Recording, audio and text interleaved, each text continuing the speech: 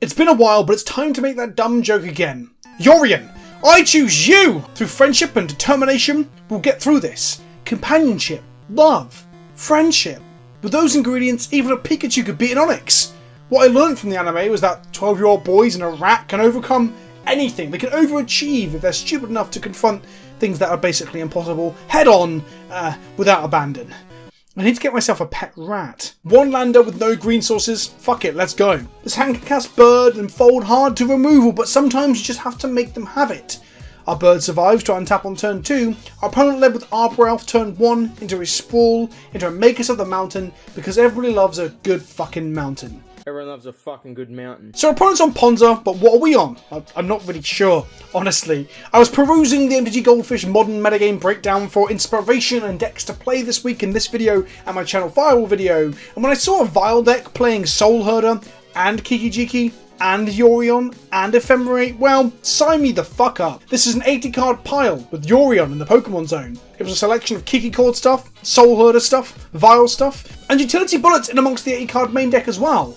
Honestly, I'm having a fucking blast with it. Who invented it? I don't know, but it has a load of random 5-0s on Goldfish, so it must have some legs in the hands of a real pilot. But that's not what this video is about. Let's fumble our way through a game, shall we? If you like this video, hit the like button down below and don't forget to subscribe. If you're picking anything up from channelfireball.com in the future, including CFB Pro signups, use the code Kenobi at checkout to support the channel.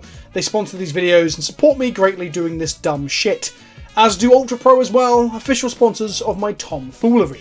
Right, sluts, let's grind it out. We're coiling Oracle into a mountain, and I play a mountain, then use a mountain to produce a red mana, colloquially known as mountain mana, to cast an Aether Vial, which is not a mountain. We get slapped for 2 by an angry mountain man, who is then joined by his friend, Captain Mountain Man. We don't have much to do here except ephemerate our soiling Oracle. They swing and we block and go to flicker after blockers are declared. Our opponent bolts our Oracle in response, causing our spell to fizzle and not go off. Most judges will tell you it didn't fizzle, but it did though, didn't it?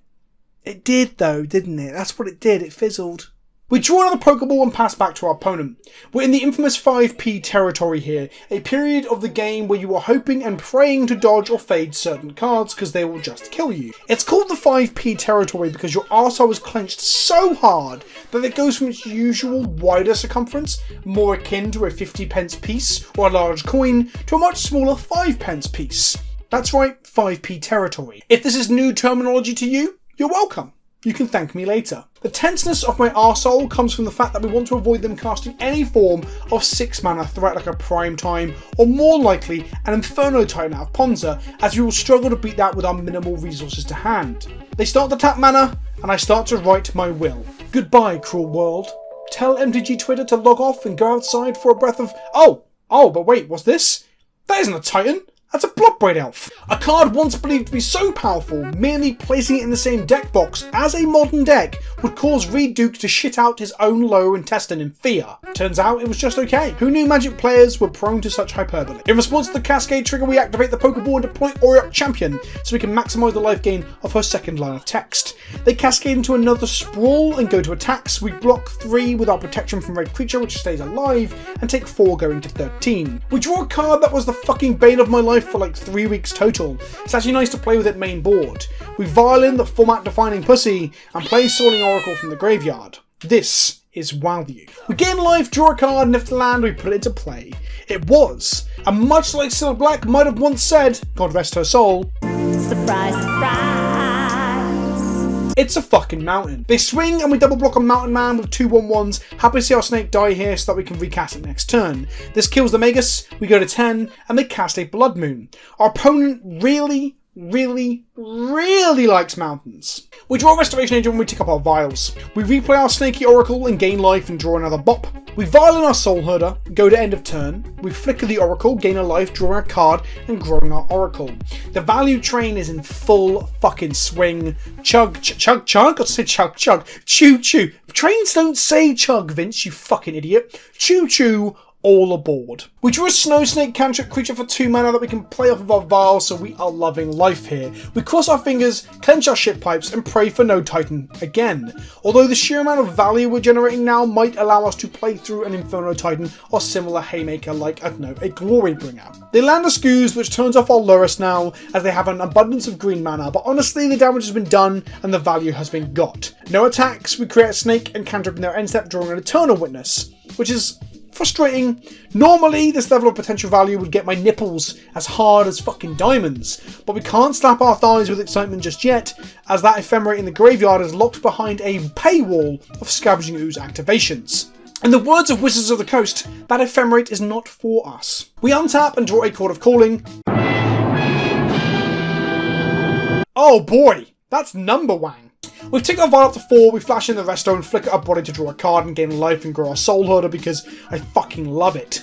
We then, assuming the coast is clear, as if our opponent had removal in hand, they would have killed the Herder or the Lurrus before. We Chord for Kiki Jiki Combo Shaker, who then can copy the Restoration Angel. You see, every copy of Restoration Angel flickers and therefore untaps the Kiki Jiki, allowing him to copy the original Restoration Angel again.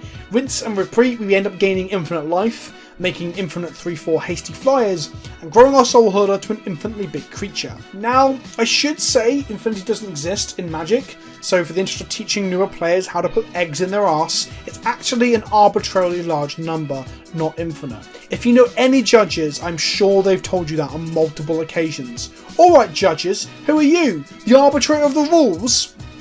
Oh, that is what you are. Right. Yeah, moving on. So I would at this point declare that I'm creating 4,236,561 Restoration Angels, but our opponent values their time enough on this earth, as much as we do in fact, to not force us to play it out.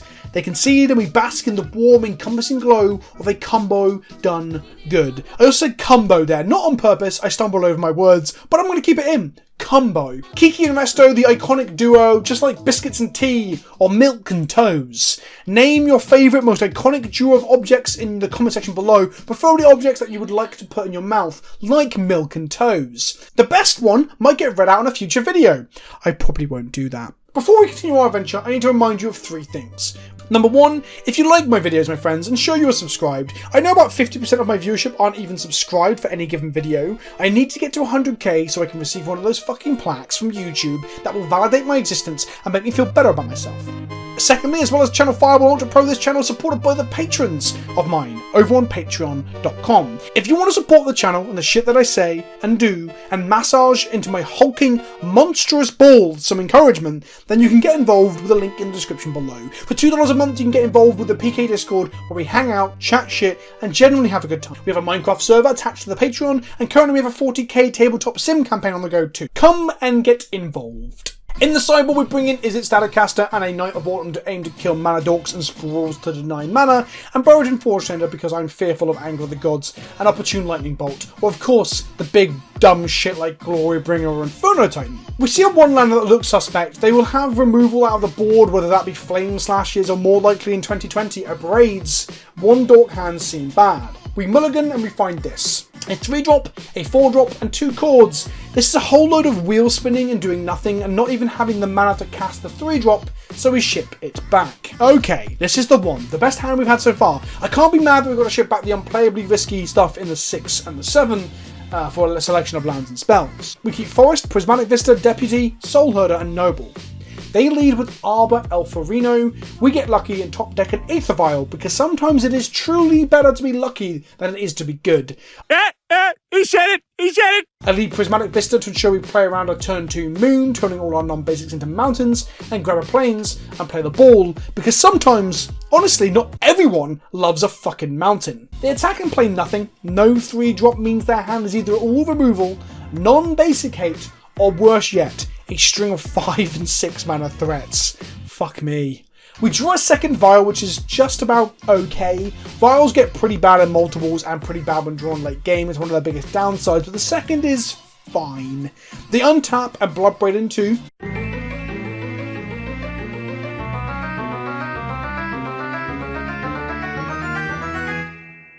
Utopia Sprawl again. I think we might be getting lucky here. Although this puts them on 6 mana next turn, so we might be getting lucky now to not get lucky later. I wanted to use the lyrics of like, stay up all night to get lucky or whatever it was there, but I wasn't smart enough or awake enough to write that down in the script. Make it up yourself. We take 3 and we Vial in a Noble. We Deputy off our mana, not Vial, to take away the Elf to make it so that they don't have 6 mana if they miss a land drop next turn. This is pretty bad versus Glorybringer though, so we just hope to dodge Glorybringer. 5p territory again. All this talk of Titans and Glorybringers, I haven't even checked to see if this is what the modern top end of Ponzo is playing. Red-green revenge with Questing Beast and Elder Gargaroth.